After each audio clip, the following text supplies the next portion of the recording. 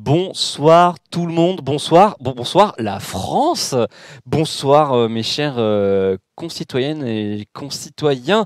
Bienvenue dans Et l'Europe bordel, où bien je vais pouvoir tout de suite vous le dire. Dans un quart d'heure, normalement, Jean Lassalle sera sur les canapés avec moi pour répondre à vos questions pendant 1 heure. Mais donc on avait prévu que ça commence à moins le quart. Et il est en route ou presque là, je ne sais pas exactement, mais vous savez, autour d'Ivry, toujours un peu de circulation, c'est toujours compliqué et on est loin des métros, donc bon. Mais ils sont en route, lui et son équipe en fait. Bien sûr, comme prévu, il y aura l'interview de Jean Lassalle. Mais on est ensemble là pour un petit quart d'heure. Merci à Calawan pour son abonnement, 3e abonnement de Twitch Prime. Soyez comme Calawan, soyez quelqu'un de bien. Pensez à utiliser vos Twitch Prime. Jean Lassalle vient à plusieurs. Alors en fait, les gens viennent rarement tout seuls. En fait, souvent, ils ont au moins une personne qui les accompagne. Là, en l'occurrence, ce sera probablement, je ne sais plus trop si c'est quelqu'un qui travaille pour le parti, si c'est une bénévole du parti Résistons ou une assistante parlementaire, je ne sais plus. Mais c'est donc une femme qui l'accompagne et qui travaille avec lui et pour le parti. Buzzy Elephant, il est 18h30, les zouzous, hein. On est ensemble et alors, écoutez, moi je vous propose sans plus attendre, parce que je sais qu'à chaque fois c'est réclamé et que je voulais aussi ce petit quart d'heure d'introduction pour nous faire un petit point valse. Qu'est-ce que vous en dites? Est-ce que ça vous dit là, on va faire un point et il faut qu'on lance tout là. Voilà, attention, tac, allez, alors, attends, c'est parti. Est-ce que je suis prêt? Est-ce que je suis prêt? Es-tu prêt? Est-ce que tu es prêt? Je suis prêt. Tu es prêt? Est-ce que tu m'entends? Bonjour X Support. Attention, ce qui va être un peu fort, je crois, je vais baisser un peu le son. Oula, et c'est parti.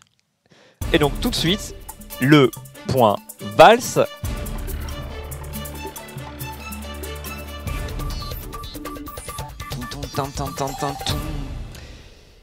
Et alors c'est un point Valls en vidéo, oui, car donc je suis allé sur le compte de Manuel Valls et maintenant il s'agit principalement de retweet en fait du compte Valls BC. Ah, tu l'as laissé trop tôt, oh là là. Non, mais Et salut à toi Alcanoïde, et je voulais qu'on l'écoute un peu parce que quand même c'est une des rares occasions d'entendre Valls parler catalan, et il faut en profiter parce que c'est bientôt fini, hein, l'aventure catalane de Manuel risque de se terminer tragiquement avec un accident dans les derniers virages, une chute tragique et qui risque de le conduire à n'avoir que 5 ou 6 oula, 5 ou 6. C'est juste que le son a été coupé. Ah oui, d'accord. Bon. Que 5 ou 6 conseillers au sein du Parlement barcelonais, je ne sais plus quel est le nom exactement.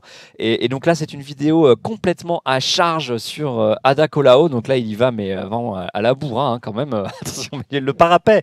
Ah là là, on le dit jamais assez, hein, mais il faut faire attention dans les descentes dans ces Pyrénées qui sont traîtres. Et donc, en fait, il charge Ada Colau sur 2 sujets, si je me rappelle bien. La sécurité, parce que bon, l'insécurité à Barcelone, et le nombre de logements d'Ada Colau. En plus, vous savez, elle a été connue parce qu'elle était une militante pour le droit au logement. Et elle a fait sa campagne notamment là-dessus, le coût du logement, l'absence de logement, etc. Et visiblement, elle a un bilan, enfin c'est ce que dit Manuel Valls, qui n'est pas à la hauteur de ses promesses, et on va l'entendre. Et vous allez voir que le catalan, il se peut que vous le compreniez en fait, hein. Alors François, est-ce que tu penses que Valls, il est encore conseiller municipal d'Evry? Parce que, pour qu'il retrouve son poste, il faudrait que... ou alors tout le monde démissionne et pas que lui, et on fait une municipale partielle à moins d'1 an avant... non, ça il faut vérifier. En plus, moins d'1 an avant... son siège de député, c'est pas dit qu'il gagne, hein, en plus, hein. Enfin, tu vois, le mec il revient, tout ça, déjà qu'il a gagné pas beaucoup... ça me paraît difficile, hein. Enfin, je sais pas s'il peut revenir comme ça et reprendre la circonscription d'Evry, pardon, aussi facilement que ça. Donc je suis pas sûr que le mec soit prêt non plus. Enfin bon, Il a gagné qu'à 130, 140 voix quand même. Hein. Et les élections à Barcelone, eh bien, écoutez, c'est le même jour que les européennes, donc ça nous arrange.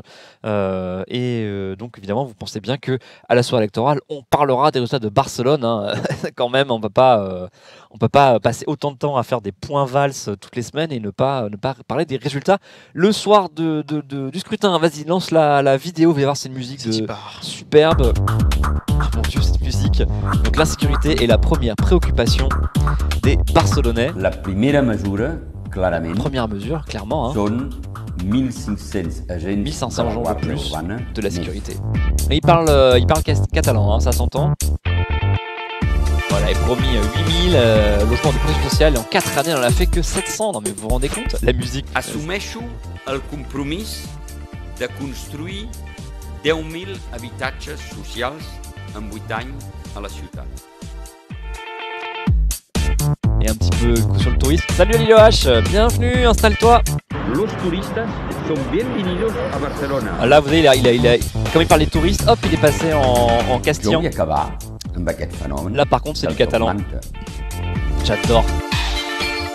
Ah, merci Manu. Volem, Manuel Valls. Hein, c'est pas qu'il vole pas. Hein, je crois que c'est voté. On le veut, Manuel Valls en catalan. Je sais pas aller voir. Oula, Salut ouais, l'Auvergnate. Alors, oula, qu'est-ce que tu nous fais Je monte mes comptes porno, excusez-moi. Je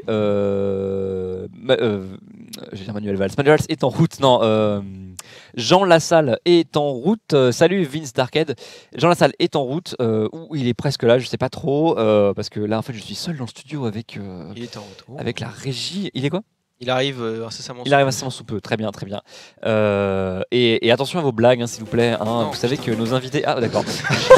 Au revoir. J'ai panique, excusez-moi, j'ai jardinier truc. Et ils vont croire qu'il y a Jean Lassalle, ça tourne mal. Oui, je suis au courant de cette histoire de sa mère a mis 8 jours, tu penses bien.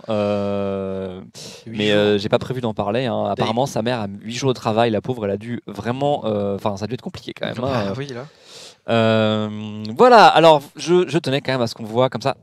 Il y a un cheveu sur le micro. Ouais, mais il y a des trucs partout. Excusez-nous, on a un petit peu en. Oui, il y a eu du monde dans le studio tout à l'heure, là, c'était n'importe On quoi. a un petit coup de chaud, excusez-nous. Alors, vous savez pas, peut-être, mais j'en ai parlé, je sais plus. Il y a des pays comme ça, ils votent les élections, enfin ils font des élections un peu comme ça tout le temps. Et donc il y a 2 pays qui vont voter là dans l'Europe. Il y a la Finlande et l'Espagne qui ont bientôt des élections législatives. Donc c'est important quand même, hein, ces élections générales. Et donc c'est bientôt et ça les embête pas eux, de voter quelques semaines seulement avant les élections européennes. Nous, on n'aurait jamais fait ça en France. Enfin, on a du mal à faire des élections aussi peu de temps d'écart.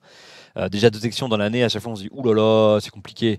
Mais là, eux, pas de problème. Vous savez que les Finlandais, ils vont voter le 14 avril, donc c'est dimanche prochain en fait. Et les Espagnols, ils votent le 28 avril. Donc je voulais juste vous en parler rapidement quand même. Merde. Bon, alors, normalement, il y a une diapo. Ouais, c'est ça. En fait, D'accord, voilà. j'avais plus vu qu'il y a pas Ouais, de c'est diapo. une superbe diapo. Alors, merci à Wikipédia version anglophone, hein, aux contributeurs de Wikipédia, la Wikipédia anglophone, pour leur superbe tableau des sondages, hein, qui nous permettent de voir à peu près ce que ça devrait donner aux élections prochaines, puisque donc en fait la coalition droite, extrême droite, enfin je sais pas si les vrais Finlandais, enfin je sais pas très bien, on peut les qualifier d'extrême droite, disons droite populiste quoi. Disons, cette coalition donc qui réunit les trèfles là jusqu'à Pérou-S, elle a chuté cette coalition et donc il y a de nouvelles élections et il apparaît que peut-être, en tout cas les socialistes devraient arriver en tête en Finlande. Ah, je vois que ça fait des envieux, hein, avec des Verts à 13,5 aussi, donc c'est pas mal. Hein. Merci GA25 centre droite dure, oui voilà on va dire comme ça. Hein. Anti-russe aussi, ah oui mais oui effectivement le sentiment anti-russe en Finlande c'est compliqué. Hein. Disons que les Russes n'ont pas laissé forcément que des bons souvenirs. C'est un voisin encombrant. Vous savez, c'est ce voisin qui ne suit pas les pieds sur votre paillasson, qui vient prendre la dernière bière dans le frigo, et puis qui s'installe et qui change la chaîne de télé, quoi. J'ai pas ce voisin, mais j'ai pas ce. T'as pas le genre de voisin? Pas Non, ce c'est voisin. normal. Ouais, c'est bien, t'as de la chance. Normalement, je n'ai jamais eu un. Salut Fanny Dufos. Et donc là, alors je ne sais pas, moi, j'avoue que je ne connais pas assez bien. C'est pire qu'une coloc. Mais normalement, en coloc, tu étiquettes dans le frigo et tu sais qui fait quoi, tu vois. Bon, François, tu vas sur DeepL ou sur Google Translate, hein, et puis tu vas trouver Los Manteros. Hein. C'est peut-être les vendeurs de sommeil, j'en sais rien. Alors la gauche pourrait peut-être constituer une coalition, mais ça, faut voir s'ils y arrivent et s'il n'y a pas une coalition plus forte, parce qu'il y a quand même le Coq et le Kesque qui vont pouvoir faire qui ont des bons résultats, hein, qui dépassent la coalition SPD Verts, mais bon, après, il faut voir s'ils arrivent à se mettre avec la gauche un peu plus à gauche, quoi, je sais pas, l'équivalent des communistes, ou en tout cas d'une certaine gauche. Donc en Finlande, il n'y a pas de logo par contre, hein, j'ai pas tout mis, hein, j'avais trop de logos sinon. Mais donc, il se pourrait que la Finlande change de coalition. Les bolcheviks, oui, voilà, merci François. Ah, c'est le mot que je cherchais. Donc, il se peut que nous ayons une nouvelle majorité au pouvoir en Finlande. Et ça, on saura ça dimanche soir. Bon, après, la Finlande, c'est pas un pays qui a non plus une influence colossale en Europe, hein, mais quand même, excusez-moi, j'ai mon téléphone qui vibrait. Ils avaient quand même été parmi les pays les plus radicaux sur la Grèce, hein. Ils avaient absolument rien lâché ils avaient aucun mou à la Grèce. C'était assez dur quand même, hein. Ils faisaient partie des pays les plus radicaux, pas contre la Grèce, mais disons pour que la Grèce ait une gestion, comment dire, austère. On va dire ça comme ça. Donc, qu'est-ce que ça changera éventuellement? Je ne sais pas. D'accord François, désolé si tu n'avais pas trouvé alors toutes mes confuses. Donc bon, mais après c'est sûr que ça ne changera pas la face politique de l'Europe. Par contre, l'Espagne, ça c'est autre chose quand même. Alors que tout va bien, nous serons dans les temps puisque mon invité est là déjà, il va pouvoir se préparer pour le direct dans quelques minutes maintenant. Alors que Raphaël, nous pouvons passer à la diapositive suivante. Je vous laisse imaginer aussi l'ambiance, c'est-à-dire que là, en fait, il y a OGaming qui prépare un petit tournoi tranquille entre de Super Smash Bros. Donc voilà, Jean Lassalle débarque là-dedans. Un colosse, on peut le dire. Hein, c'est vrai qu'il est grand, hein, oui. J'ai vu arriver, il a la porte, j'ai fait ah. Je vous avais dit que les genoux, ça va être compliqué avec les tables basses. Il va falloir régler les caméras. Hein. Bien, et donc en Espagne, donc c'est une autre limonade. Hein. Donc là, vous savez que... Enfin, vous ne savez pas, je sais pas, je joue le relisez. Donc vous savez peut-être que actuellement, c'est bien les socialistes qui dirigent le pays. Mais ils ont une majorité très très relative et ça ne tient que parce que la coalition Podemos laisse faire et que donc tout le monde se dit que ça va, il faut que ça tienne parce qu'en fait aucune coalition n'est possible. Mais donc là, si on en croit les sondages, hein, le vote est le 28 avril, donc ça peut encore un peu bouger, hein, mais visiblement le PS là-bas fait du beau boulot et il pourrait passer, rendez-vous compte, de 85 députés actuellement à 123 à 138, ça va faire 30% des voix. Donc j'avoue, la fin, je sais pas si vous avez ici le PS à 30% en France. Non, je sais pas. C'est waouh quoi, je veux dire incroyable quoi. Et bon par contre, il pourrait avoir une coalition avec Podemos, mais c'est pas dit non plus. Voilà, mais la droite pourrait quand même être majoritaire s'ils font il y a quand même des inconnus quoi. Et ils pourront. Et le parti compromis, c'est le parti de François Hollande.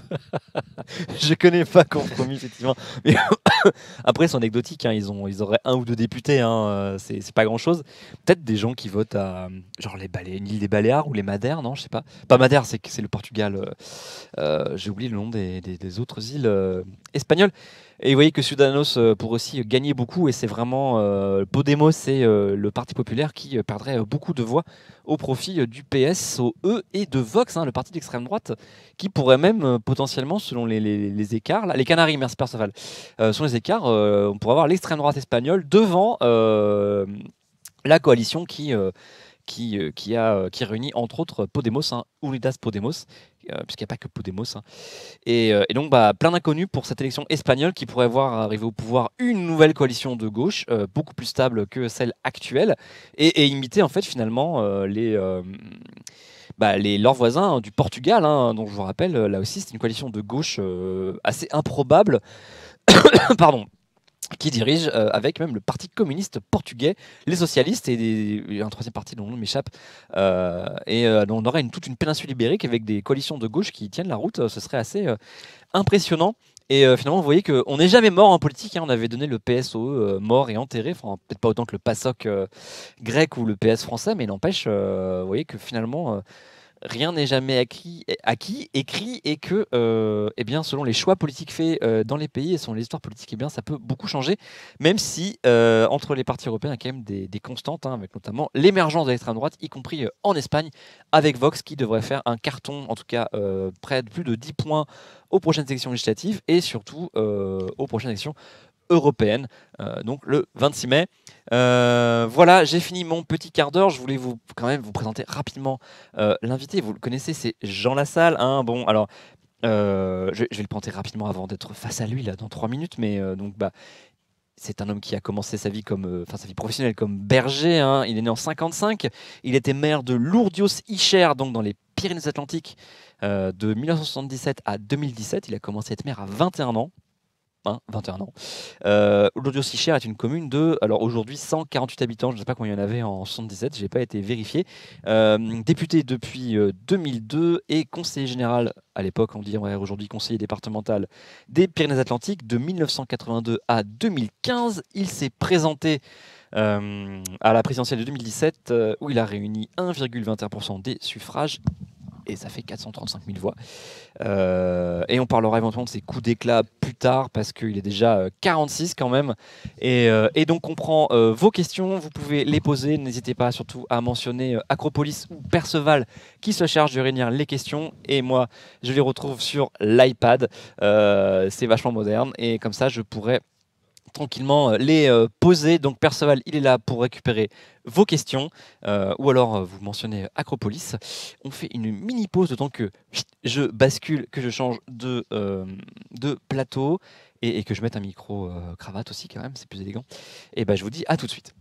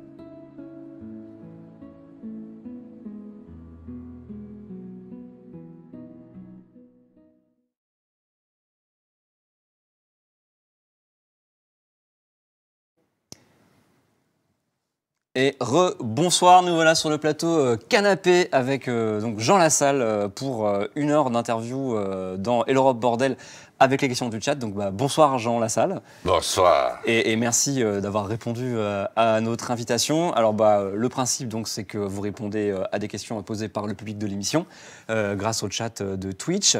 Et donc je vais passer une question avant de commencer à parler politique, une question de l'orignâtre relou qui vous demande en fait si vous jouez aux jeux vidéo.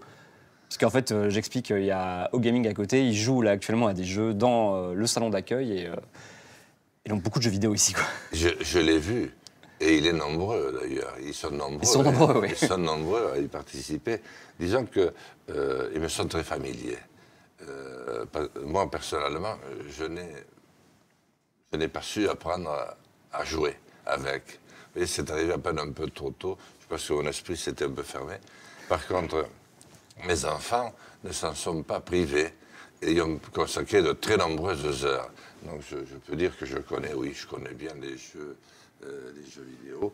Et je sais en tout cas qu'ils ont un pouvoir d'attraction qui est quand même très irrésistible. N'est-ce pas? C'est pas moi qui vous dirais le contraire. Alors on va parler des européennes puisque c'est le thème de l'émission. Et en fait on a 2 personnes qui posent la même question à peu près. Là c'est Cowboy Étoile et François Malocena qui en fait veulent savoir. En fait d'ailleurs c'est plutôt obligatoire, mais bon, qui vous demande si vous démissionneriez de votre mandat à l'Assemblée nationale si vous vous retrouvez élu au Parlement européen le 26 mai au soir. Bien sûr. C'est pour moi d'ailleurs, l'élément le plus dur dans la décision à prendre.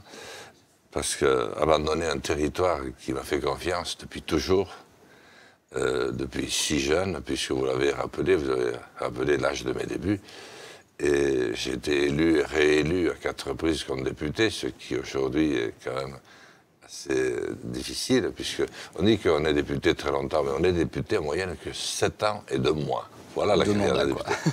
Même pas. Même pas. Oui. Même pas. 7 ans et 2 mois. Donc c'est pas quand même énorme.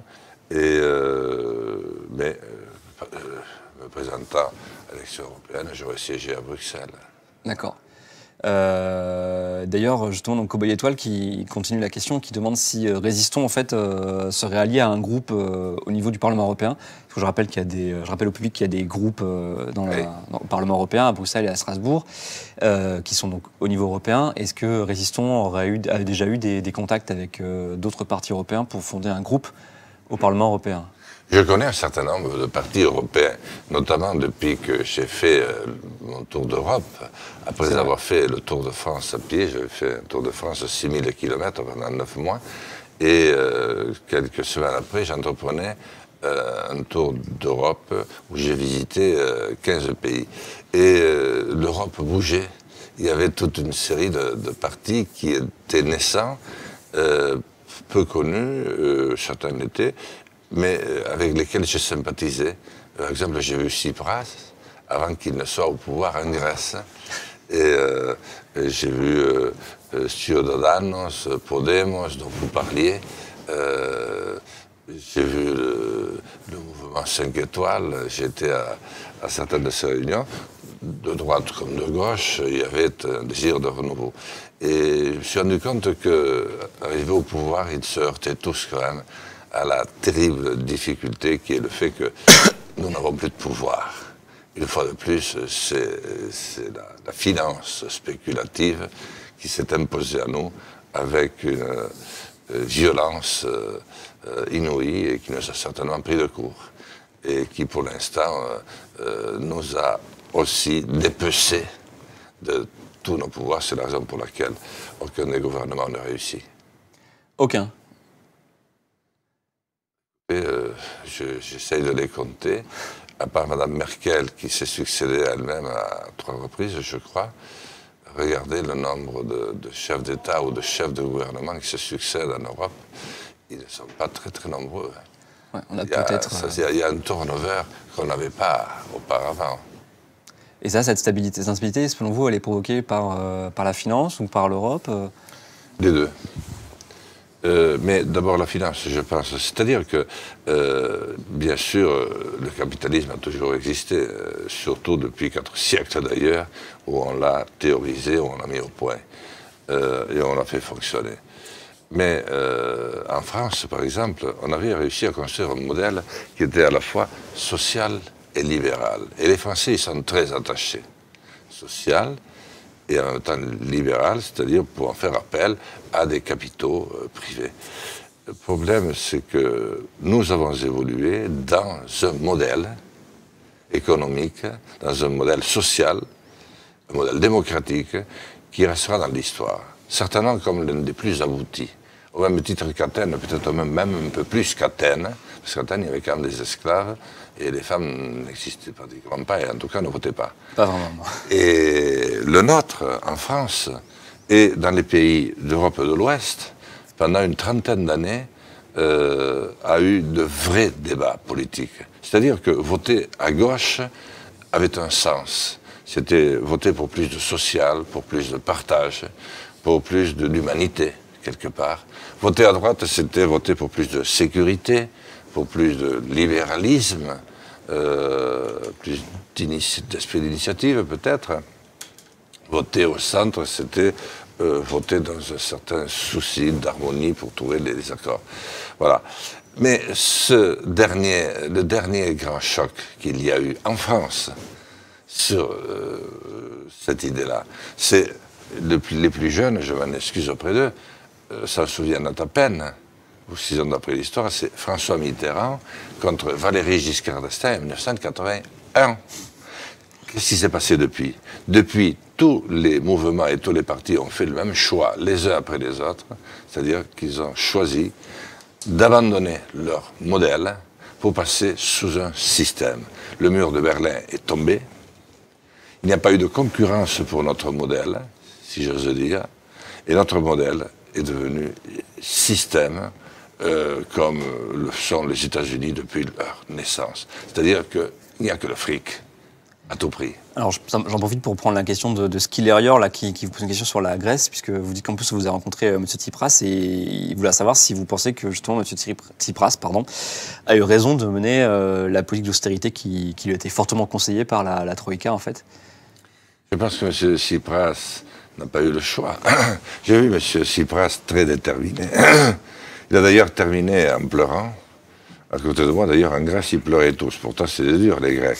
J'avais vu auparavant, c'est l'ambassadeur de France qui m'avait organisé, alors que j'étais un simple député en déplacement. Mais comme j'avais des jeunes stagiaires dans des écoles de journalisme, qui avaient pris des contacts, j'avais fait le tour de France, ça m'avait beaucoup popularisé, et ils avaient pris des contacts un peu avec tous les jeunes. J'étais très connu à ce moment-là dans toute l'Europe. Et j'ai vu M. Karamanlis, je pense que c'était lui, l'ancien patron, je confonds avec Papandreou, Karamanlis, je Papandreou. Karamanlis, c'est la droite, Néo-Démocratia, et Papandreou, le PASOK. Qui était le patron du PASOK, et qui a demandé à me voir. Et il a terminé lui aussi en pleurant, parce qu'il disait que le PASOK était le plus ancien parti démocratique d'Europe, le plus ancien. Je ne peux pas vérifier, mais pourquoi le mettre en doute? Et il me dit, ce coup-ci, je ne vais peut-être pas avoir un seul député européen, parce qu'ils passent tous chez Tsipras. Ah oui. Et alors après, j'ai rencontré Tsipras. Alors lui, il a terminé en pleurant, parce que pour lui, c'était la déception de sa vie. Il avait tellement cru au Parti Socialiste, au PASOK, etc. Et je rencontre Tsipras, qui lui avait tellement de passion dans son entourage, qu'il avait tout changé, qu'il allait mettre un terme à cette gavégie financière qui obligeait à vendre le port du Pirée, la Grèce, que lui allait tout changer. Et il s'est mis à pleurer aussi. J'ai dit, décidément, vous pleurez tous ici. Voilà. Et en fait, qu'est-ce que vous voulez? Je pense que la Grèce seule, face au système qui s'est construit sur une approche purement spéculative, financière, qui n'est plus au service de l'homme, mais qui est au service du système qui broie l'homme, a peu de chance. D'autant que l'Union européenne, qui a commencé à se construire, et qui a suscité tant de rêves, moi je me souviens de ce rêve, j'allais déjà protesté à mon âge, j'étais jeune, en franchissant le mur de Berlin contre l'URSS, parce que j'estimais qu'ils attentaient à l'intégrité de l'homme. Les Kant, tout ce que je lisais. Voilà. En fait, j'étais assez bien reçu quand même, j'ai toujours été bien reçu. J'ai fait la plupart des pays du pacte de Varsovie de l'époque. Et j'éprouve aujourd'hui le même sentiment insupportable à l'égard du capitalisme que j'en ai eu à l'époque, à l'égard de ce communisme qui tordait la main et qui brisait l'homme. Alors, parlons-en justement de comment on peut en finir avec ce système. Alors, puisque j'ai l'Auvergnat et Kenney qui demandent en fait d'expliquer les lignes du programme pour notamment réviser la perception, enfin changer la façon dont fonctionne l'Europe actuellement. Et je pense d'abord qu'il faut parler très simplement. Je m'efforce de le faire et peut-être commencer par demander pardon. Et moi, je suis en âge de le faire devant tous les mensonges et devant tous les coups bas dont nous nous sommes rendus coupables à l'égard de notre peuple, mais de nos peuples.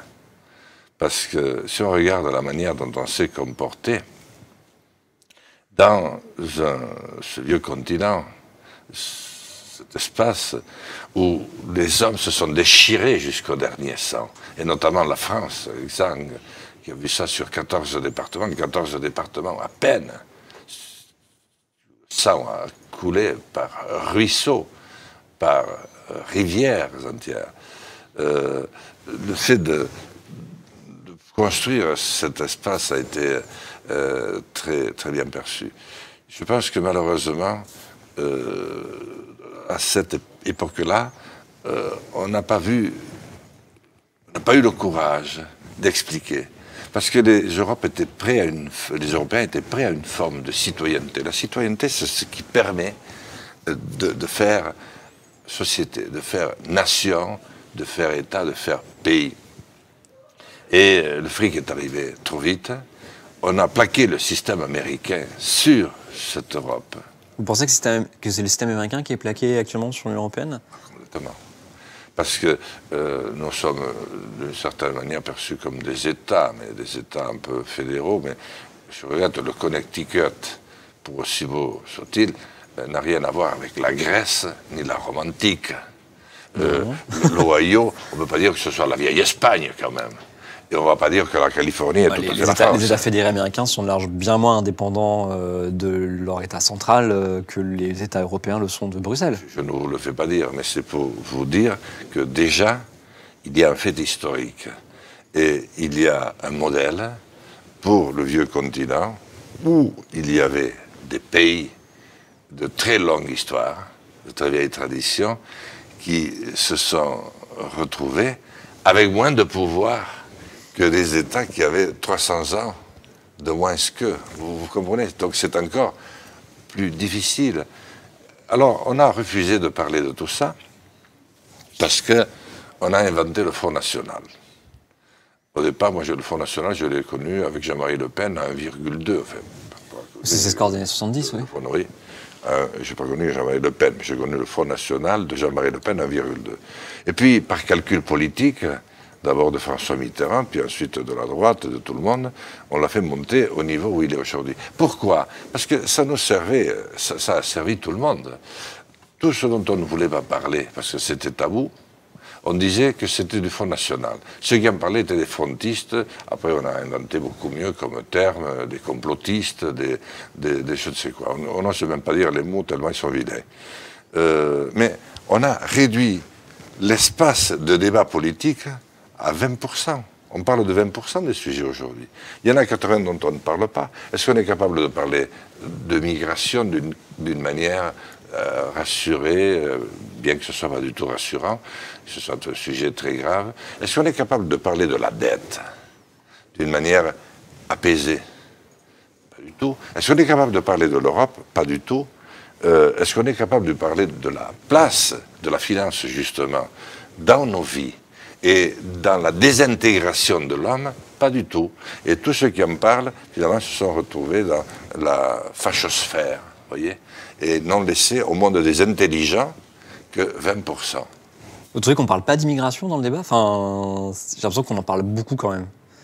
On en parle beaucoup, mais si vous voulez, si le fait d'en parler se réduit à dire moi je suis pour l'immigration parce que c'est de l'homme, c'est bien, et l'autre qui dit attention, il n'y aura plus de blancs en France, où nous sommes les derniers mâles blancs, moi je trouve que c'est insuffisant. Il y a entre deux quand même, enfin, il y a les gens qui parlent des passeurs, d'autres, enfin, oui, même Castaner qui s'est amusé à faire des comparaisons douteuses, bon, mais depuis quelque temps, c'est assez nouveau. Jusque-là, on n'arrivait même pas jusque-là.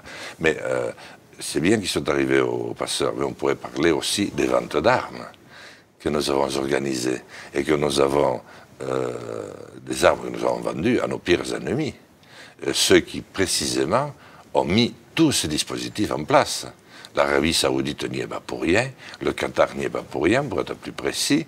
Les immigrés qui arrivent en France, les réfugiés ne sont pas saoudiens ni du Qatar. Mais ceux qui les ont mis sur les routes, ceux qui ont permis aux passeurs de mettre en œuvre leur sinistre industrie de traite des hommes, de traite de tous les hommes, d'esclavage absolu. Ils ont quand même pris racine quelque part. L'Arabie Saoudite, notamment, mais je l'ai dit, comment ça se fait que l'immense Qatar ait obtenu la Coupe du Monde de football, puisque vous avez des jeux qui ont sanctuarisé le football d'une autre manière. Moi, j'ai vu à travers mes fils, mais des fois, c'est plus plaisant de regarder un match de football sur une console, avec la mécanique, là, oui. qu'un véritable match. C'est plus beau, d'une certaine manière. Mais quels sont les pays? C'est des pays que nous avons financés. Et d'où est sorti le terrorisme qui nous a complètement stupéfaits, pris au dépourvu, et, à vrai dire, tellement abattus. Je pense qu'ils trouvent un peu l'origine dans ces pays-là. Pas que là, hein. Ils trouvent aussi l'origine en France, parmi des Français qui sont là depuis longtemps, mais qui ne se reconnaissent pas dans la France ou dans la civilisation. Parce qu'ils ont vu le sort qu'on avait réservé à leur grand-père ou à leur arrière-grand-père qui avait pourtant été à Verdun ou qui avait été dans d'autres lieux. Et eux se sont sentis abandonnés dans des zones de non-vie et de non-droit, sans service public, sans le moindre commerce, sans le moindre. Donc, il n'y a pas que des gens venus de Méditerranée. Donc, quand je dis que l'espace de débat s'est réduit, il s'est réduit à tous les niveaux, et notamment dans celui-là aussi. Ok, alors je vais revenir sur l'Europe par contre, parce que il y a Kalawan qui vous demande si vous avez un... voilà, ici, quel bilan vous tirez du... Enfin, vous l'avez un peu dit déjà, mais bon, le bilan vous l'avez dit, mais si vous gardez espoir et confiance justement dans l'avenir du projet européen. Oui. Quand je parle du projet européen, je parle bien de l'Union européenne telle qu'elle est conçue actuellement. Moi, je parlerai plutôt de l'Europe. Je pense que l'Union européenne n'en a plus pour très longtemps. Et je doute même que la Chambre des députés qui va être élue finisse son mandat. Pour une raison très simple. Vous avez vu Emmanuel Macron est arrivé avec un projet qui a séduit, qui a enthousiasmé. Il a dit « Je veux relancer l'Europe. Je vais créer des liens très étroits avec l'Europe parce que ça va créer une activité nouvelle et ça va relancer la consommation et par conséquent, ça va relancer l'économie. » C'est tellement réussi que il y a 6 mois qu'on ne se parle plus avec les Italiens. Pourtant, on a eu pires ennemis dans l'histoire que les Italiens. Mais allez en Pologne, allez en Hongrie, vous allez voir si vous y recevez le même accueil que celui que vous receviez il y a 15 ans quand il ne faisait même pas partie de la communauté de l'Union européenne. On nous cite souvent les Finlandais et les Danois. Mais moi, je me suis rendu en Finlande, puisque j'ai fait les 15 pays, mais ils n'ont pas du tout envie de nous ressembler. Ils n'ont pas du tout envie de mêler leur monnaie à la nôtre. Et pourtant, c'est le cas, hein, les Finlandais, ils ont l'euro. Oui, mais pas les Danois. Ah non, les Danois, non, ils ont Voilà. pas. Et les Finlandais se posent beaucoup de questions. Et ça ne remet pas en cause l'euro par lui-même. On aura l'occasion de revenir. Mais c'est simplement pour vous dire que ce n'est pas, à mon avis, l'Union européenne. L'Union européenne, c'est une immense hypocrisie. C'est-à-dire que c'est faire croire qu'on décide ensemble et que sans cette Union européenne, on serait tous morts, mais on décide de rien. On a décidé dans le passé. Mais imaginez qu'il faille construire aujourd'hui Airbus avec les Anglais, les Allemands, les Français, les Espagnols. Et Airbus, c'est un projet entre États, donc c'est un peu différent. Oui, mais déjà entre États. Ah bah c'est pas facile, hein, mais ça s'est pas fait facilement d'ailleurs, je pense. Non, mais vous pensez qu'on Rien le que le fait tunnel sous la Manche, c'était pas ça non plus. Oui, mais vous pensez qu'aujourd'hui, on est capable de le faire? Bah, peut-être qu'on va faire le Lyon-Turin, je sais pas. Enfin, c'est une En tout cas, ça n'a pas l'air très bien parti pour le Non, mais Lyon-Turin. ça pour d'autres raisons, effectivement. Oui, oui. Mais il y a toujours des raisons. N'empêche qu'à certains moments, on a réussi à monter des opérations que je nous vois dans l'incapacité de monter. Après, on ne va pas faire malheureusement tout l'inventaire à la Prévert, sur l'immigration dont nous avons parlé. Regardez en matière d'économie. Combien de pays préfèrent acheter américains, notamment sur des marchés qui constituent beaucoup d'argent, notamment militaire, que français. La France fournit la sécurité avec la bombe atomique, et assure le parapluie, mais il n'y a que les Français qui payent si les choses ont un sens. Nous avons été les seuls à mettre en place un véritable programme nucléaire qui a quand même suscité beaucoup de contestations dans les années 60. Et maintenant, nous offrons la moitié du courant gratuitement à nos amis allemands. Non, non. Non. Non, en tout cas, on les fait payer quand on exporte notre électricité. Vous verrez combien on les fait payer. Ouais, on en importe Là, aussi. on n'a pas les chiffres. Bon. On importe aussi beaucoup. Enfin, quand Oui, on a on les importe. surcharges de réseau, parce que justement les centrales ne peuvent pas fournir, on importe de l'électricité allemande. Oui, mais regardez de près le coût, la facture, ceux qui nous reversent. C'est pas pour dire que entre la France et l'Allemagne tout va mal. Non, c'est pour dire pour des faits. Et là, je demande justement à ceux qui pensent que notre petit échange pourrait susciter des débats, je leur demande de regarder les chiffres. J'étais à la commission. Moi, je serais curieux, effectivement. Perceval, si tu peux nous avoir les chiffres d'échange Allemagne-France entre électricité Allemagne-France, ça m'intéresse effectivement parce que je les ai pas en tête là, c'est des mégawatts. Oui. Non, mais c'est-à-dire le bénéfice que ça nous rapporte par rapport à ce que ça devrait nous rapporter, sans trop rentrer dans les détails. Voilà. Alors ensuite, non, je pense que c'est pas l'Union européenne. Moi, j'ai proposé de reprendre l'idée qui s'était quasiment imposée à l'époque, c'était l'Europe des nations, telle que le voyait le général de Gaulle. Parce qu'on a beau dire et redire qu'on l'ait combattu ou qu'on l'ait appuyé, c'est le dernier grand visionnaire qu'on a eu avec Churchill. Sauf que Churchill, il avait vu un petit peu trop la City. On est étonné de voir que, par exemple, à Yalta, il est abandonné, il a laissé tomber un peu facilement l'agriculture, il a laissé... bon. Mais il avait vu la City, il avait défendu.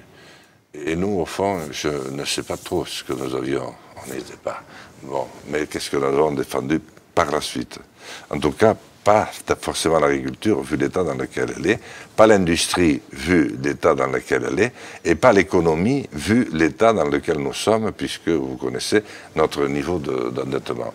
Donc moi, je passerai par une période, l'Europe des nations, ce serait beaucoup plus clair, parce qu'au fond, la Commission, c'est quand même les États, comme vous l'avez presque suggéré à un moment donné, mais on sortirait de l'hypocrisie. Et un grand pays comme le nôtre. Donc on perdrait cet espace politique qui d'ailleurs s'exprime via le Parlement européen, qui est la seule institution, qui est l'émanation de tous les Européens. Non, mais on peut très bien le garder, parce que c'est pas pour autant qu'on doit tout couper. Par exemple, l'euro, moi je ne sais pas encore ce qu'il faut faire sur l'euro. Tellement tout est devenu interdépendant, et quand vous voyez combien les Britanniques ont du mal à se défaire du Brexit, alors qu'ils n'y avaient pas intégré leur monnaie. Tout à fait. Bon, donc, et puis la solidarité que l'on a à leur égard, ça encore on a tort d'ailleurs, parce que les Anglais nous ont rarement raté dans l'histoire. Quand on a eu quelques moments d'abandon avec eux, on l'a généralement payé très tard, quelques temps après. Bon, l'Europe des nations, la France pourrait reprendre l'immense potentiel dont elle dispose. C'est un pays qui a des bouts de France sur toutes les mers et les océans, quasiment. C'est la troisième surface d'Europe. C'est un pays où tout pousse, où on peut tout produire. Mais est-ce qu'on se voit pas un peu trop beau quand même, un peu comme les Anglais qui se voient encore à la tête d'un Commonwealth, face à des puissances comme le Brésil, la Chine, les États-Unis, où il y a plusieurs centaines de millions d'habitants, voire de milliards? Oui, mais est-ce que vous pensez que c'est le nombre de milliards d'habitants qui fait la force? Est-ce qu'il est venu à l'idée, est-ce qu'il est venu à l'idée à quelqu'un de dire qu'Israël était un pays insignifiant? Non, mais c'est pas beaucoup d'habitants quand même. Effectivement, c'est une partie du problème, c'est que c'est un territoire très petit. Oui, mais est-ce qu'il est insignifiant? Est-ce qu'on en parle? Je ne parle pas de pays insignifiant, mais effectivement, entre la France, 65, 70 millions d'habitants, et la Chine, 1,2 milliard, c'est pas exactement. Enfin, je sais pas comment. Si vous avez la solution pour comment on pèse face à un pays pareil quand on est tout seul. Mais moi, je pense que ce qu'avait fait le général de Gaulle à l'époque n'est pas entièrement dépassé.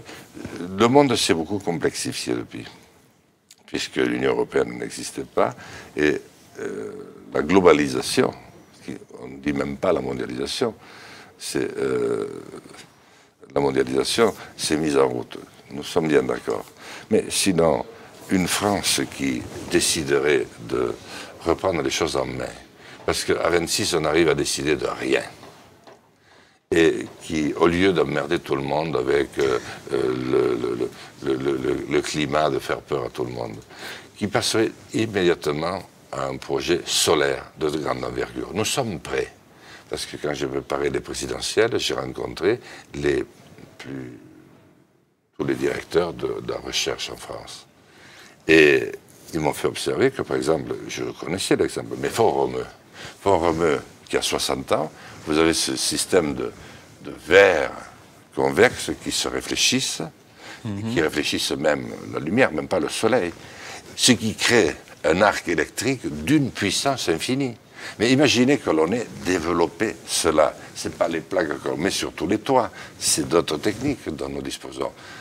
Dans un pays où le soleil ne se couche jamais, puisque c'est ce qu'on dit de nous. Mais si nous engagions, on parle de faire un emprunt auprès des Français, certains collègues du monde politique le font. Mais au lieu de le faire pour des babioles, si on le faisait pour construire un projet de la dimension de ce que fut le nucléaire. On le fait, mais dans le PR à fond perdu, quoi, aujourd'hui.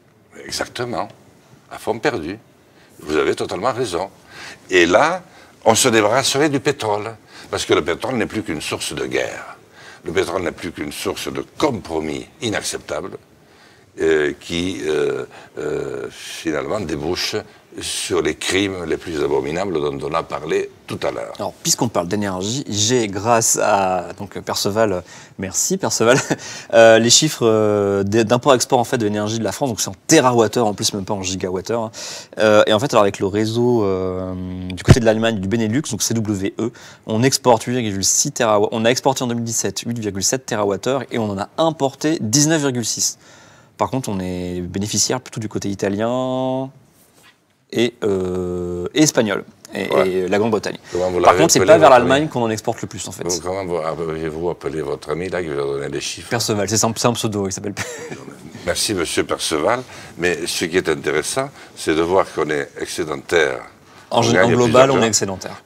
Oui, et puis qu'on gagne plus avec l'Italie. Et vous avez dit quel autre pays? C'est l'Espagne, on exporte plus, et même la Grande-Bretagne en fait. Oui, on exporte, mais on gagne aussi plus. En fait, on en gagne plus, puisqu'on a un solde de 38 terawatts. Voilà. Et il faudrait savoir à quel prix on le vend. On va aller voir ça plus tard. Mais justement, par contre, ça permet de revoir une autre question de Kylian à propos des territoires. Je vous dis ça parce que j'ai beaucoup étudié la question et que j'ai rencontré effectivement les économistes qui, eux, avaient posé carte sur table. Moi, je voulais revenir aussi parce que c'est un sujet qui me tient à cœur, l'énergie. Excusez-moi. Donc, Kylian qui vous demande, enfin, qui vous dit que vous êtes le seul avec les indépendantistes corses, en fait, à représenter la campagne et les territoires dans le jeu politique actuel, en fait, et il vous demande si l'Union européenne a un rôle à jouer, en fait, sur l'enjeu de ces territoires. Je pense que c'est fait référence aux Corses aussi, c'est sur l'autonomie des régions. Et donc, si l'Europe peut jouer un rôle dans l'autonomie des régions françaises, et pas que en France d'ailleurs. Mais l'Union européenne aurait dû jouer un rôle majeur, précisément. Parce que bon, c'est elle qui porte la charte des langues régionales, par exemple. Mais oui, que nous n'avons d'ailleurs pas, nous n'avons toujours pas vraiment ratifié, non. Ratifié, jamais. Donc ça, c'est un des points. Moi je ne jette pas tout dans l'Europe. L'Union européenne, elle est, à mes yeux, entièrement à reconstruire. On ne peut pas reconstruire sur un quiproquo et sur tant de mensonges. Maastricht fut un immense mensonge. D'ailleurs, quand on envoie 1000 pages aux Français 8 jours avant de voter, qui c'est qui a pu lire 1000 pages, je me demande s'il y en a un seul. Au moins, en 2005, c'était plus court. Voilà. En 2005, effectivement, c'était plus court. Mais on a trouvé moyen de faire voter le peuple français. Le peuple français a voté contre. Et nous nous sommes réunis pour aller voter oui. Alors que nous sommes les élus du peuple. Mais peu importe. Donc oui, l'Europe, l'Union européenne aurait pu porter ça. Même pas. Est-ce que vous voyez aujourd'hui des projets très engagés partout sur le territoire français où nous avons la chance d'avoir des langues telles que le corse, le breton, le basque, l'occitan, je ne vais pas tous les citer, l'alsacien, qui sont quand même des langues encore relativement entretenues, bien que la République ne les ait pas toujours respectées. C'est ce que j'allais dire. Voilà, non mais il faut tout dire, c'est vrai. Mais là, nous avions la possibilité. Qu'est-ce qu'on entend aujourd'hui? C'est l'argent qu'on rend à l'Europe. Mais ça, c'est à cause de la France, alors, en fait. Mais c'est à cause de la France, mais je ne sais pas à cause de qui c'est. Mais en tout cas, les faits sont là. Mais si l'Union européenne avait trouvé le génie qu'il fallait, après tout, je pense que personne ne l'aurait empêché, de fournir de l'argent à des Corses, à des Bretons et à des Occitans qui en avaient, et des Basques qui en avaient ça veut dire besoin. qu'ils auraient contourné l'État-nation dont vous voulez faire, en fait, la pierre angulaire de l'Europe. Mais je veux faire, parce que ça ne marche pas, le reste. Et je sais que l'État-nation a fonctionné. Heureusement que ça a fonctionné. Parce que avec les Anglais comme voisins, comme nous les avons eus pendant 15 siècles, il valait mieux que ça fonctionne. Et est-ce que vous allez me ramener au nombre d'habitants, mais enfin, est-ce que c'est le seul critère? Quand vous n'avez plus rien qui fonctionne, est-ce qu'il ne vaudrait pas mieux garder de l'Union européenne ce qui est positif?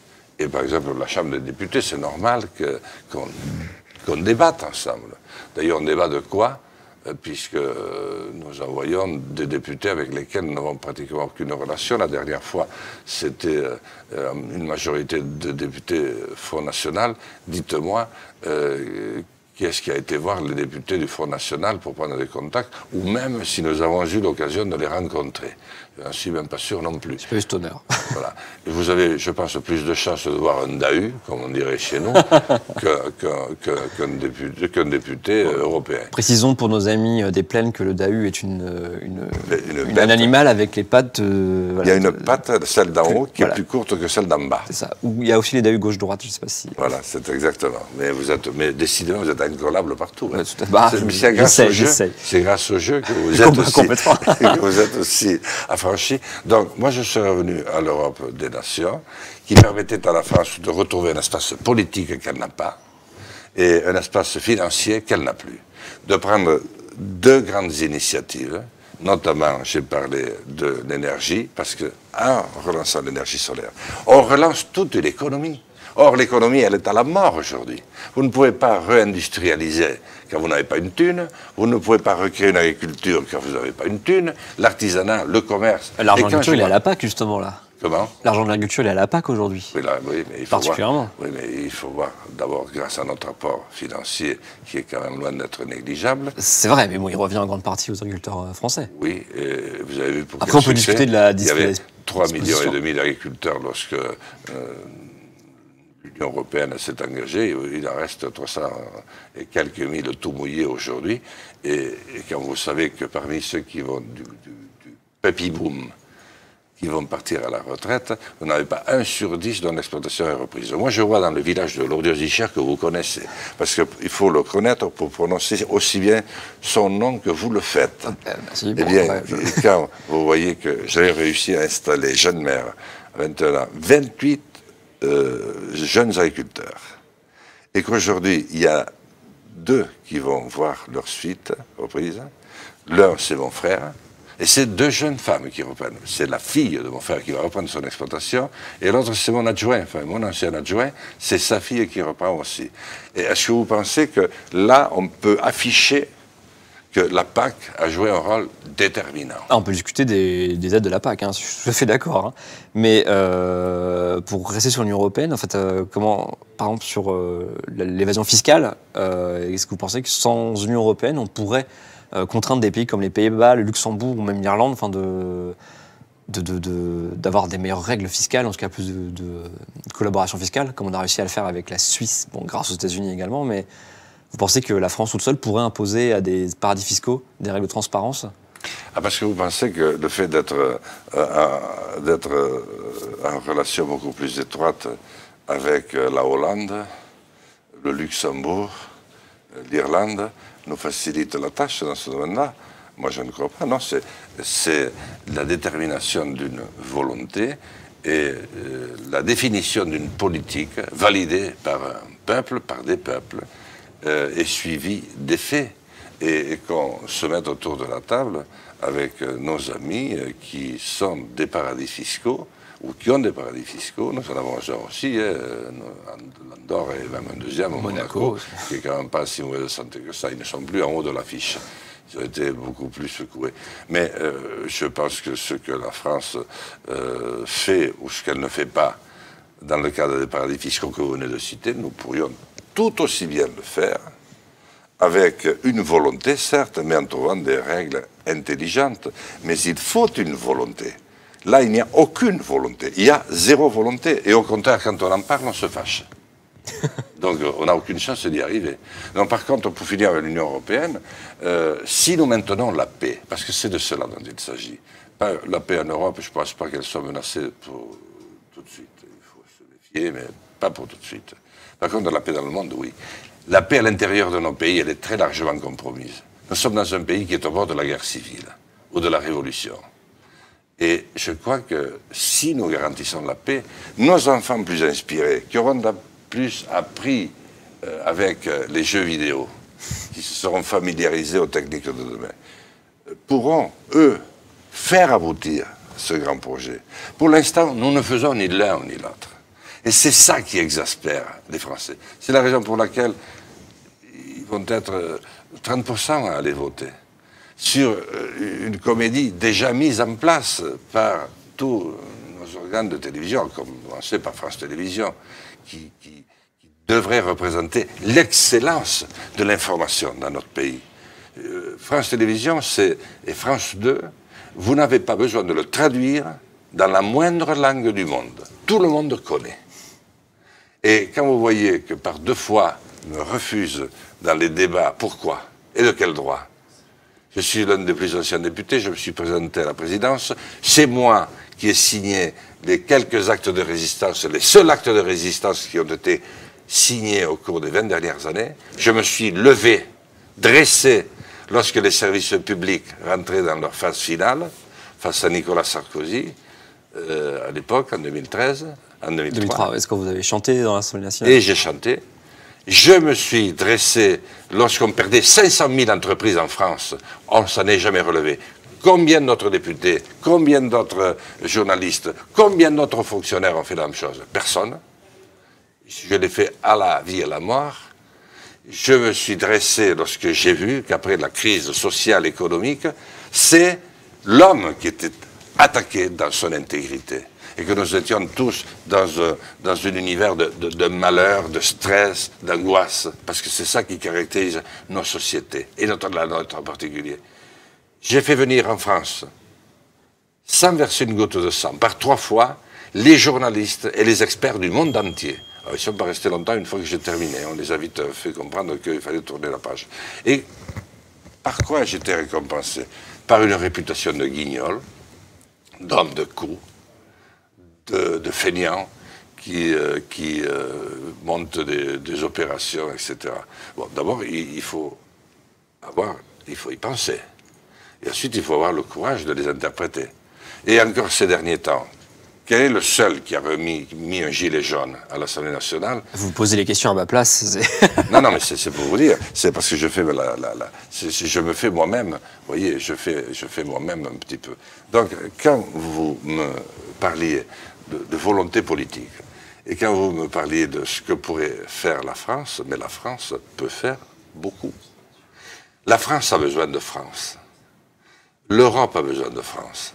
Et le monde, tel qu'il est aujourd'hui, complètement paumé et complètement détruit, jusqu'aux racines même de la civilisation, celle qui nous a permis de nous mettre debout, a besoin de France. Vous pensez qu'on nous attend encore, en fait? Qu'on est un peu comme un phare encore et que... On va.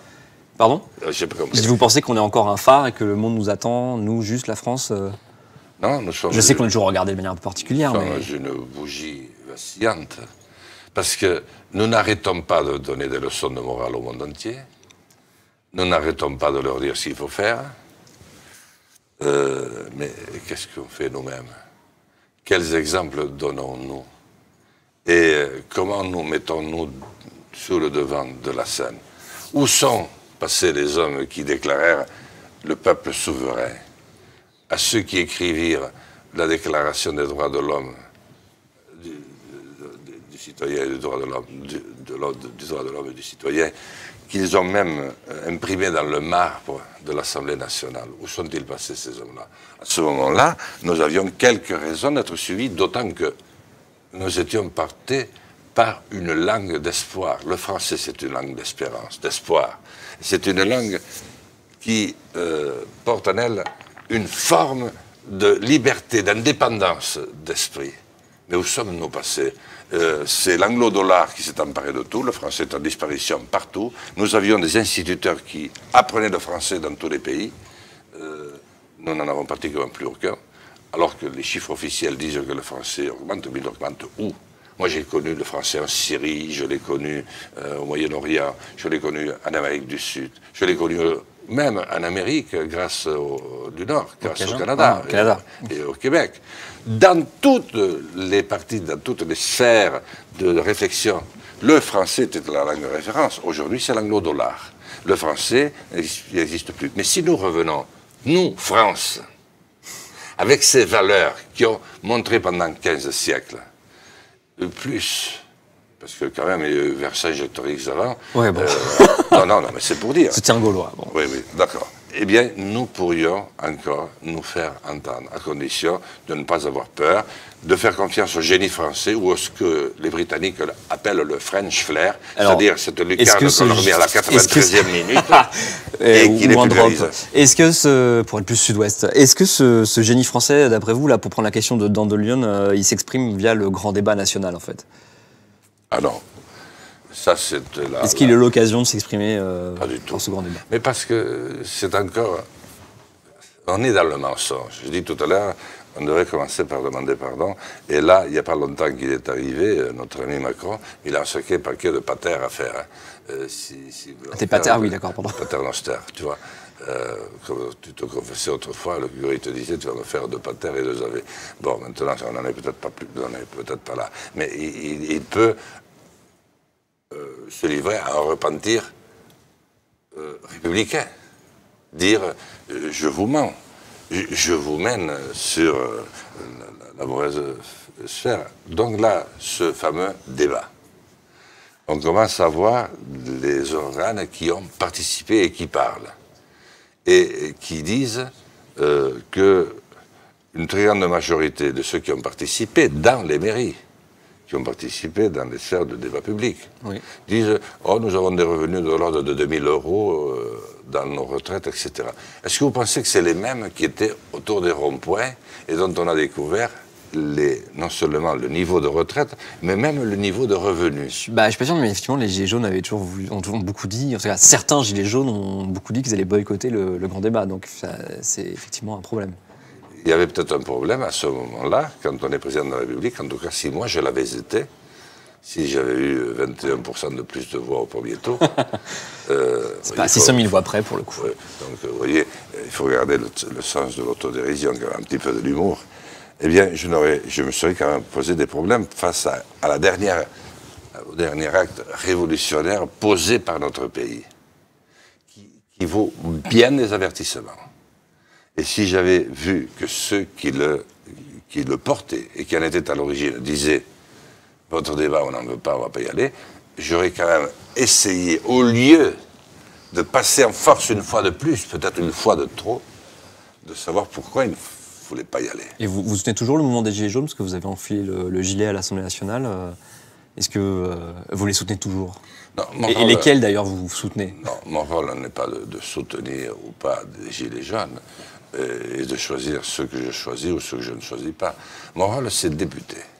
Député, il y a une phrase qui définit, et c'est la constituante qui l'a mis au point, aucune des 5 républiques n'y a touché. Le député est élu par le peuple souverain dans sa diversité. Il est élu au suffrage universel, il représente le peuple, il incarne une parcelle de la nation. Et quelques alinéas plus loin, vous avez, il est formellement interdit, c'est du pénal, de faire tout acte de subordination à l'égard d'un député.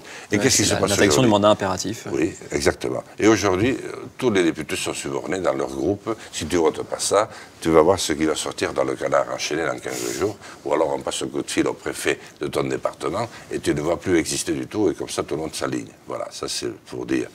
Donc, je pense qu'un député a une voix qui peut porter à condition qu'elle reste libre et qu'elle exprime le plus clairement possible, comme nous le faisons, je crois maintenant, le plus simplement possible, ce qu'il veut faire. Et qu'ensuite, il tienne parole, au moins entre le mois de mai et le mois de juin qui suit.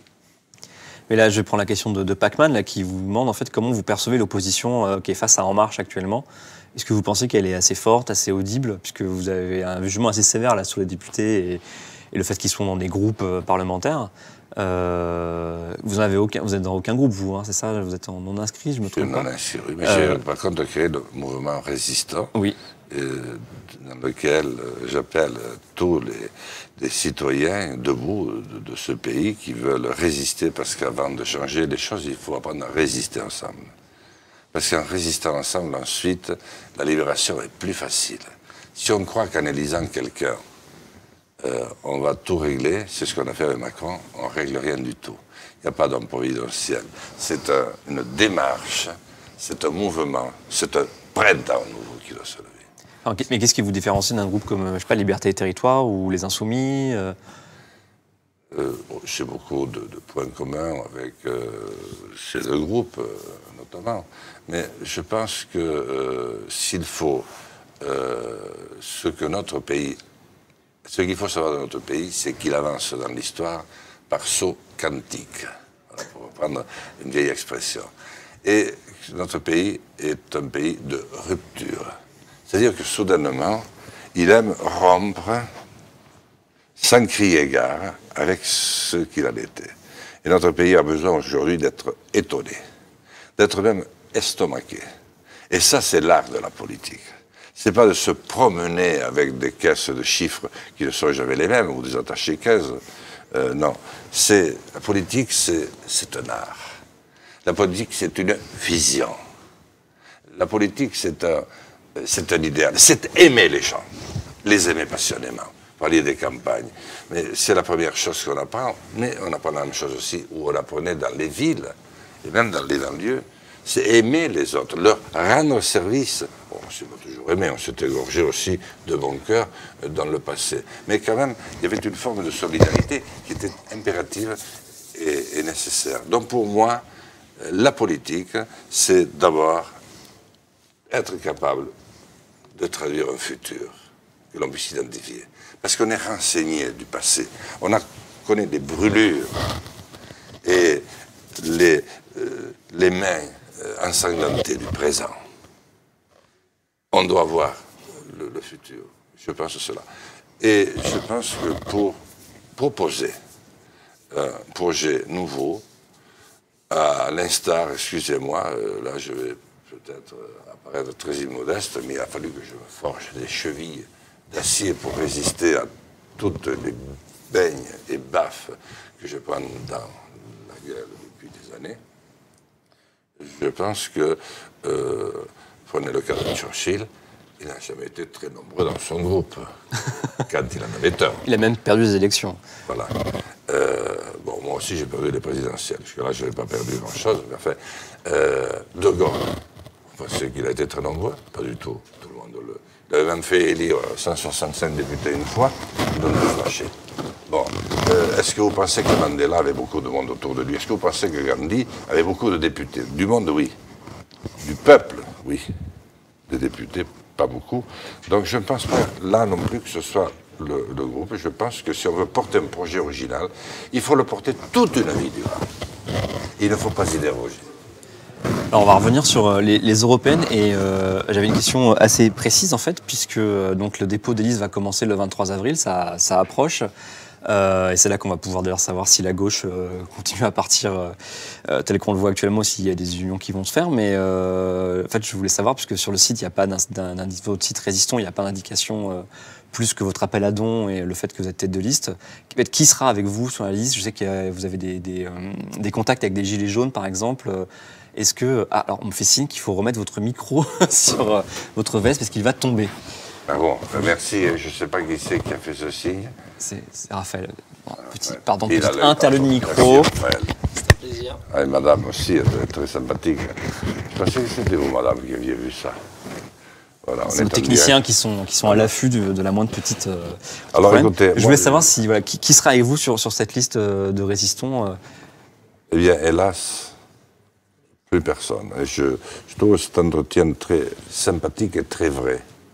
D'abord, vous connaissez très bien vos dossiers. Vous ne m'interrogez pas à tort et à travers. Vous attendez que je réponde à vos questions.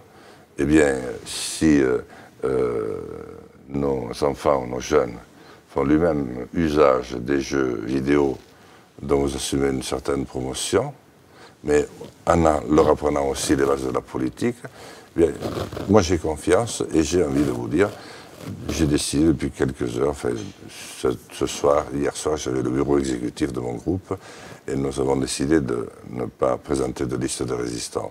Et contrairement à ce que je pensais, depuis plusieurs mois, c'est même pas une question d'argent parce que nous aurions fini par l'avoir.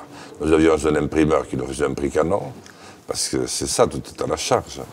Et il fallait déposer, alors on n'a jamais décrit ni le comment ni le pourquoi, entre 800 000 et 1 million d'euros de caution devant une banque. à peu près, oui. Et moi, comment voulez-vous que je les trouve? Eh bien, je les avais trouvés. Seulement, je savais qu'un jour ou l'autre, ça pourrait être taxé d'inégalité.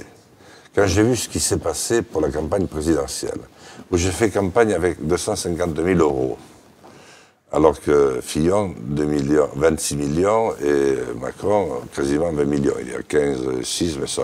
250 000 euros, c'est à peine un meeting. Voilà.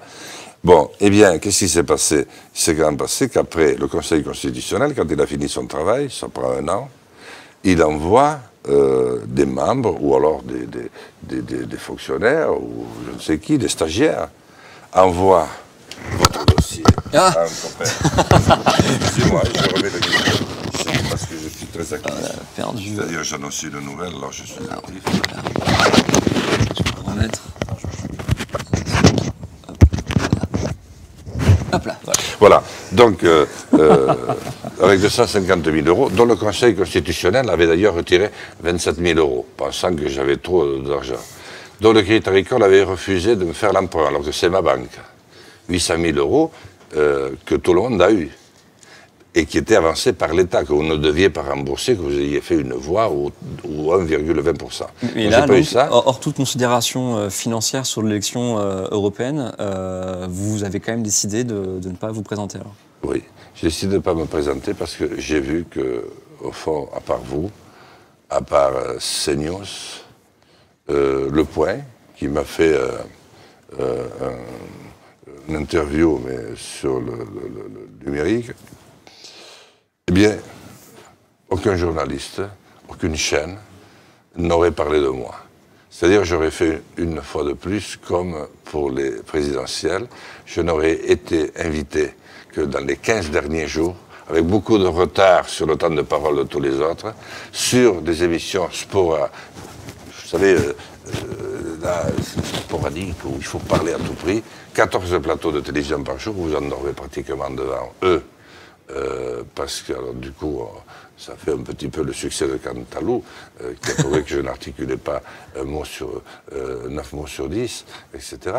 Mais je me suis dit, si c'est pour être traité comme ça, et si cette élection aussi importante est traitée de cette manière-là par France Télévisions, dont je parlais tout à l'heure, mais est-ce que c'est la peine? Est-ce qu'il ne vaut pas mieux dire aux Français qui nous regardent, et notamment les jeunes, non, la démocratie à la française, la démocratie, la civilisation mérite mieux que l'espèce de vaudeville que nous vous proposons aujourd'hui. Et c'est la raison pour laquelle j'ai choisi de ne pas y participer. Parce que j'aurais le sentiment de me salir les mains. Pourquoi les uns feront campagne avec des millions, les autres n'avaient rien du tout? Pourquoi les uns peuvent accepter de l'argent dont on sait qu'il est à peu près dégueulasse et que d'autres sont obligés de respecter jusqu'au moindre euro? Moi, je suis de ceux qui respectent le moindre euro ou le moindre franc ou le moindre centime, peu importe. Voilà. Je me suis battu depuis l'âge de 21 ans pour garder une forme d'indépendance en politique. J'ai financé mes campagnes, j'ai plutôt fait des dons que je n'en ai reçus. J'ai créé un cabinet d'ingénieurs conseil après avoir été berger jusqu'à 22 ans, comme vous l'avez rappelé, pour être indépendant. Eh bien, je préfère garder mon indépendance et continuer à dire, pendant le peu de temps que j'ai, et vous m'en donnez beaucoup, ce que j'ai envie de dire, et j'ai envie de dire aux jeunes, ne vous laissez pas avoir. L'argent et tout ce qu'on vous proposera, c'est des chimères. Il faut de l'argent, mais à condition que l'argent soit à votre service, comme disait Confucius, et non pas le contraire. Donc, résistez. Et restez debout. Bien, bon bah je crois qu'on va conclure là-dessus parce qu'en plus je sais que on n'a pas trop, on s'en fiche un peu ça, mais c'est surtout que je sais que vous avez des horaires. On va conclure là-dessus sur ces mots. Votre prénom c'est Adrien. Adrien, parce que je vais vous appeler par Adrien, parce que d'abord c'est un très joli prénom. Merci. Et ensuite vous êtes un des plus formidables intervieweurs. Bon. Mon rêve, c'est que merci, hein, mon rêve, c'est que vous soyez le nouveau présentateur du journal de France 2. Ok, bah on va leur envoyer. Et de France Télévisions, non, mais peut-être qu'ils le verront. On va leur envoyer. On n'a absolument pas besoin de ceux qui sont en place actuellement. Ils racontent les mêmes âneries depuis une dizaine d'années, depuis que France Télévisions a décidé de ne plus être la grande télévision d'État qu'elle fut. On va conclure là-dessus. Merci pour votre temps. Merci d'être venu jusqu'à nous, jusqu'au studio d'Ivry. Merci d'avoir été aussi nombreux à nous suivre. Alors je remercie El Colibri pour son resub, donc son réabonnement pour la deuxième fois. Bravo El Colibri. Si vous êtes nouveau, pensez à vous abonner, Twitch Prime, les dons sur Tipeee. Pensez à follow la chaîne également pour être averti de nos prochains directs. Je vous dis au revoir, merci encore, merci à Jean Lassalle, merci à vous, et on va couper, mais je vous dis, alors la semaine prochaine, attention, il n'y a pas de séance de questions d'actualité au gouvernement, puisque ce sont les vacances parlementaires et que c'est moi qui vous retrouve, non, il y a un mercredi, hein. On est d'accord, très bien, oui. Je vous retrouve jeudi pour Party Time à 14h30. Je vous dis au revoir, bon week-end déjà, parce que c'est vendredi demain. Hein. Et au revoir, monsieur Lassalle. Donc, Et ça s'appelait « Et la tendresse, bordel ». On s'est inspiré de ça, exactement. Voilà, c'est ça, j'ai compris. Merci. Et à très bientôt pour les Nantais et tout le Grand Ouest, l'Apéropolis à Nantes demain. Vous allez voir, vous savez, pour savoir comment ça se passe. Et bonne soirée, à bientôt.